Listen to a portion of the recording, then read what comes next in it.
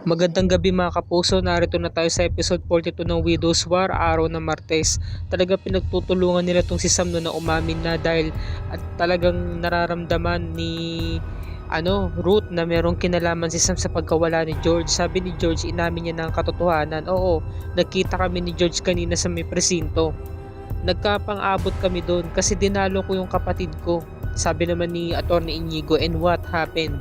Ayun, nagkasagutan kami, natural, pinagtanggol ko yung kapatid ko dahil nakita niya na sinasaktan niya si Francis. At pagkatapos pinuntahan ko siya sa labas at nagbanta pa siya sa akin.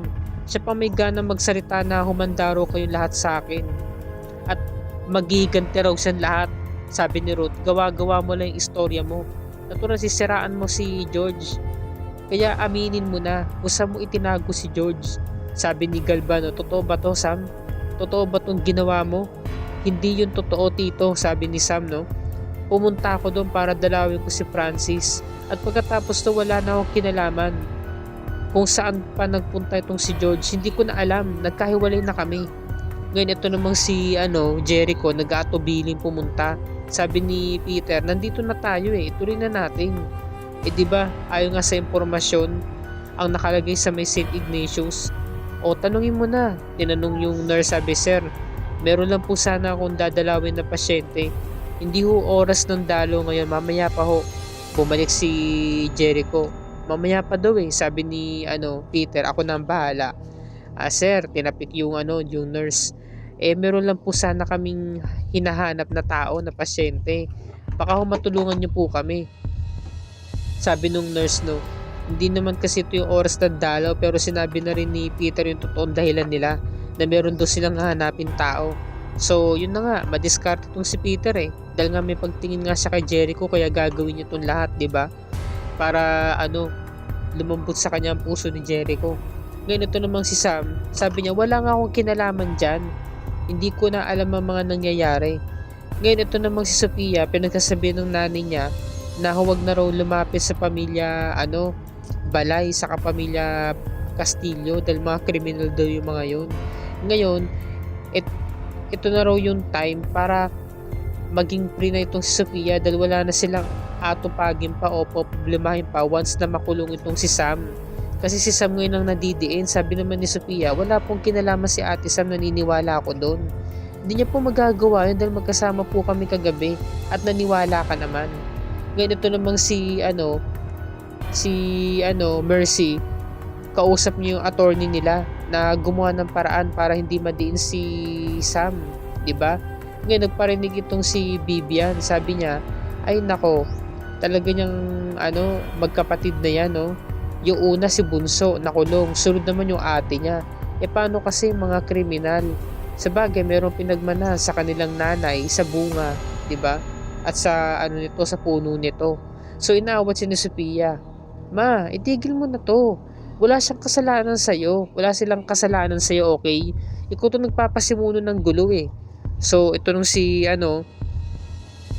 Mercy talagang napikon, sinampal siya. Sinampal niya si Vivian. Buti nga sa'yo. Sabi ni Vivian, at talaga sinampal mo ko, ha? Walang niya ka. Ang ingay mo. Ingay-ingay mo, sabi ni Mercy. Ngayon dumating na tong si detective sabi niya, Miss Sam, pwede ka po bang makausap? Interviewin ka lang po namin, meron lang kami ilang katanungan sa'yo. So nagulat na si Sam, sabi niya, teka, ba't ako nandidiin dito? Ba't napunta sa akin to? Ha? Ngayon ito na, nagkasagutan na itong si Vivian. Alam mo, totoo naman talaga na kriminal yung anak mo.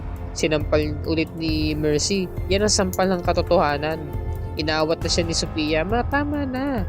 Ikaw na nagpasimula ng gulo. Hindi, Sophia, tigilan mo ko. Ha? Alam mo, kriminal yung mga anak mo. Kaya dapat lang na makulong sila. Tigil, tumahimik ka na, sabi ni Mercy, no? Ang ingay-ingay mo. Kapag hindi ka pa tumigil, makakatikim ka talaga sa akin. Umalis na nga itong si Mercy.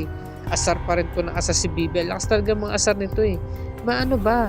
Hindi ka naman yung sasampalin kung hindi ka nauna Dapat lang, sinabi ko lang naman ng totoo Sabi, no? So sinisermon na siya ng anak niya. Ganito naman si Sam, sabi niya, dito, wala po akong kinalaman dito.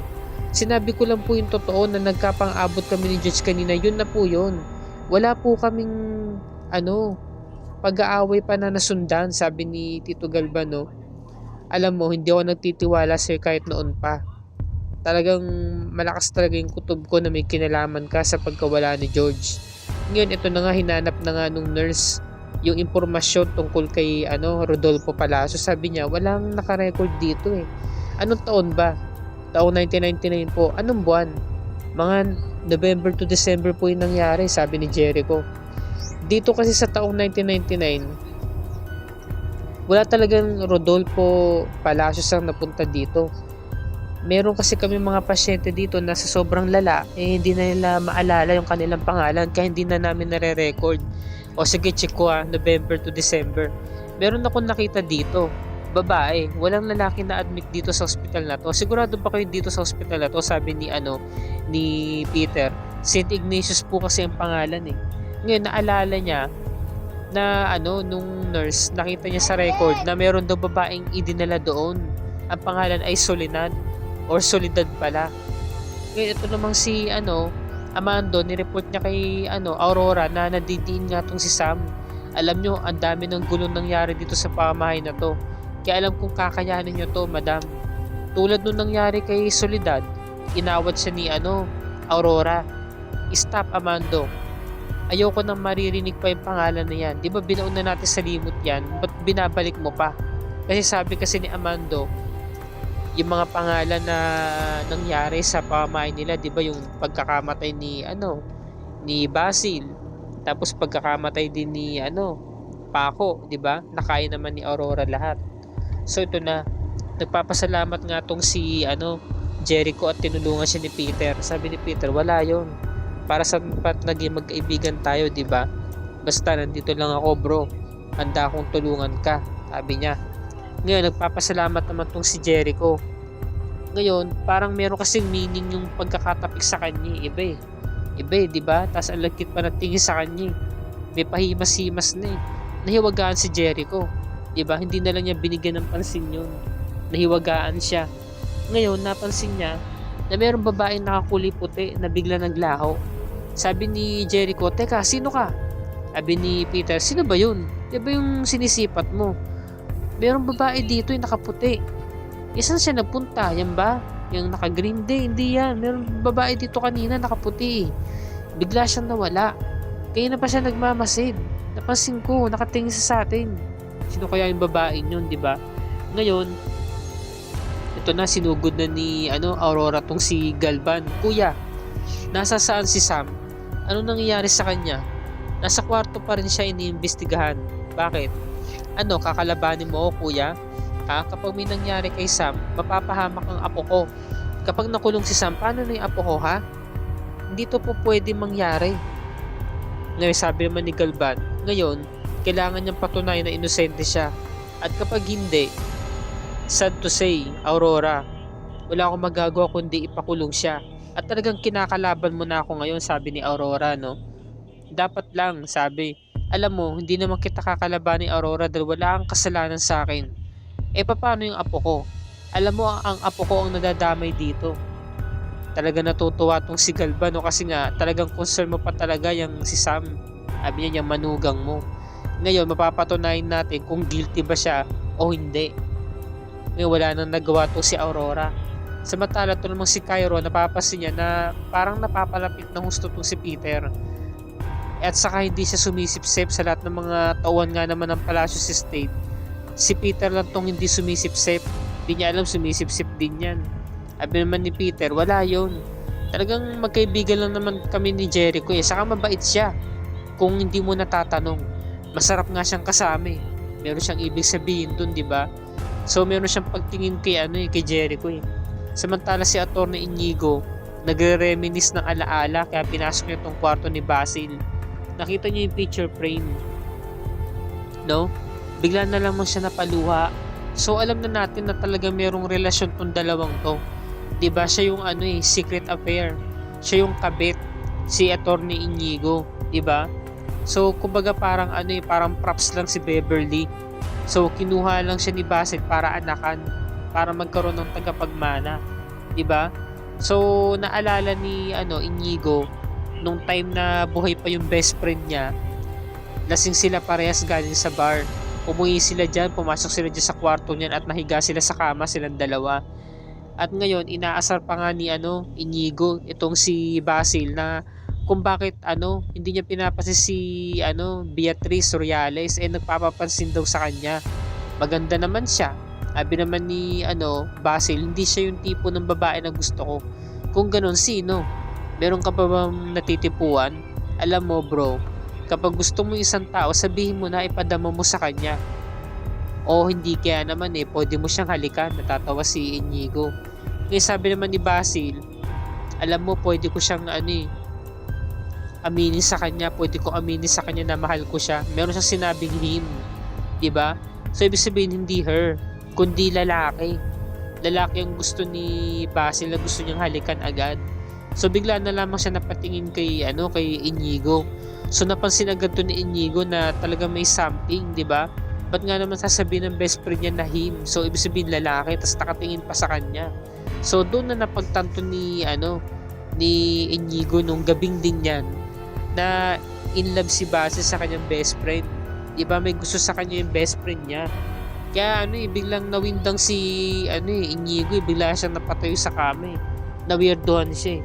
At kaya umiiyak siya. Hindi niya matanggap na ganun na lamang yung pagkamatay ng pinakamamahal niya. 'Di ba? Nadatnan siya ni Galvan. Sabi ni Galvan, anong ginagawa mo dito? Nandito ka pa pala. At sa kwarto pa ng anak ko. Sabi ni Inigo, naghahanap lang po ako ng ebidensya para po kay George. At ngayon, kinakampihan mo na si George. Bakit? Dahil ito po yung kalooban ni Basil. Ito po yung kagustuhan niya. Ang tulungan ko yung kanyang asawa. Excuse me po, kinarangan siya ni Galvan. Alam mo, kahit kailan hindi ako nagtitiwala sa'yo. Dahil hindi kita gusto kahit noon pa. Kasi talaga nasa-sense ni Galvan na meron silang relasyon ni Basil. 'Di ba? So alam na rin ni Galvan yan, imposibleng hindi. At alam niya na bakla ang anak niya. No, in denial lang siya. So umalis na rin si Inigo. No, pinunasan niya muna yung luha niya, 'di ba? Ngayon ito namang si Aurora, naging baliw na naman. So hindi daw niya tutulungan to si Sam. Kasi sabi niya, sa tingin mo ba may kinalaman dito si Sam o wala? Kasi sabi nga ni Amando hindi pa rin doon nakakalabas si Sam ng kwarto at ini-interview pa rin daw siya ni detective. Ngayon tinanong siya ni Aurora kung pababayaan na lang daw niya yung manugang niya. Sa pagkakataong to, nakakulong na rin si Sam, 'di ba? So dalawa na lamang silang nakakulong, silang magkapatid, at si Mercy, siya na daw bahalang paalis, 'di ba, ng palasyo, itong si Mercy. So kapag nakakulong naman si Sam, doon na rin siya manganganak at kukunin niyo yung apo niya. 'Di ba, siya magpapalaki. Ilang tayong paraan para hindi niya na makasama pa si Sam saka si Francis. So yun, binalibag ni Aurora yung litrato ni Sam. So meron siyang binabalak. Samantalang si Edward, kinalagkad ang nanay niya. Ano? Kakampihan mo ba si Sam, ha? Alam mo, Nay, wala pong kasalanan si Ate Sam, na patunayan ko yung, o sige, kung talagang naniniwala ka na inosente yung Sam niya, puntahan mo siya. Kinakampihan mo siya. Hindi kasi na ganito yun. Pwede ba huminaw ka muna, wag ka mang-away. Nag-text sa akin si ate, okay siya. Ito yung sinabi niyo, yung kinaroroonan niya, tinext niya. Talaga? Kung ganun okay ang ate mo, nasaan siya? Sige na, pakita mo sa akin. Tinetext ni Edward, no?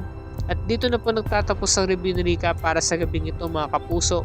Kung bago ka pa lamang sa akin channel, paki-like ang video na to at i-share mo na rin sa iyong social media platforms. I-hit mo na rin ang subscribe button para lagi ka updated sa episodes ng Widow's War and other GMA shows tulad nito. Magandang gabi mga kapuso, maraming salamat po sa inyong pagsubaybay at panonood. God bless us all.